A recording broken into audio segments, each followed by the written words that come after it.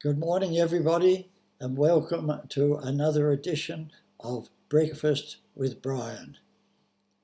Still reading in Revelation, but this time we've got right to the end of it. And right towards the end, in chapter 22, verse 17, it says, "The Spirit and the bride say, 'Come.' Let him who hears say, 'Come.' Whoever is thirsty, let him come. And whoever wishes, let him take the free gift of the water of life." Talking a bit about choice here, having presented to us everything that he has, John's saying at the end now, make a decision, make a choice, come. And all the way through Revelation, we are faced with decisions and with choices. In fact, you can read it clearly in it's 5 out of the 7 churches way back at the beginning, where they were all faced with a decision to do something about something in their midst or something in them.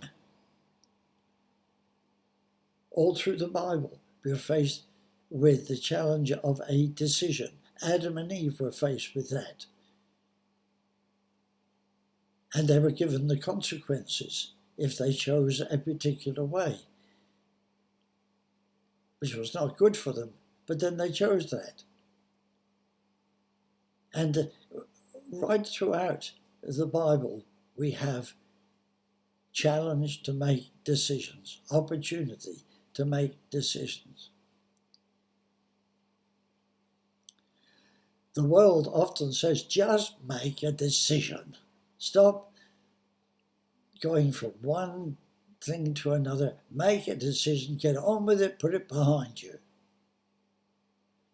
Well, that's fine. Making a decision is good, or can be good, but the important thing is making a good decision. Otherwise, we're left to deal with consequences that are not good. When I was younger, I was pretty terrible at making decisions. I would put things off and put them off and put them off, mainly because I was trying to think out a better way that would achieve a better solution to the problem or to the challenge that was put in front of me. And so I would put off decision making, but over a period and with a couple of incidents that occurred, I have learned to make decisions more quickly. One of the things that I was trying to achieve early on was producing a result that was pleasing to me, where I didn't see any flaws, where it was perfect. But then in some ways I was setting myself up to be God, because every decision we make brings with it some consequences that we have to deal with. Some decisions bring overall goodness, some decisions bring overall very bad consequences. So how do we choose? Eve chose because the fruit of the tree looked good,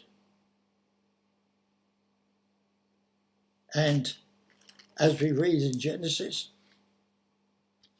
chapter 3, she says, the tree was good for food, pleasing to the eye, and also desirable for gaining wisdom. All things that looked as if they would do something for her. And that's one of the reasons we get into problems with decisions, because we choose things which are going to be right for us, that are going to achieve a good outcome for us. But really, there is only one person who knows the end from the beginning and who knows how our decisions are going to turn out. So he is the one that we need to lay our decisions before. He is the one that we need to listen to and follow his advice, isn't it? I've had to learn this over the years because I've got myself in a couple of tricky situations that I wish I was never in. But doesn't mean to say I'm now perfect to make all perfect decisions. No way. But this is one thing I've learned, that the ultimate decision is to trust God in everything. Trust God for everything. Trust God no matter what. And you find that He, when you trust Him, makes all things work together for good to those who love Him. So, when we're making a decision, I've learned that as long as I trust God, He will help with the consequences that aren't so good, and He will certainly bring about amazingly good consequences for me. Looking back on life, I have no regrets. There are no people that I can't forgive. There aren't any situations that I would rather have not been in, because having trusted God since my early days, He has enabled me to work through them all, and now I can honestly say life is good, life is wonderful. With God, it's amazing, because doing it His way always works, not necessarily immediately, but it works out best for me, and it works out best for other people as well. And that's the next thing that we need to look at when we make decisions. We need to consider others.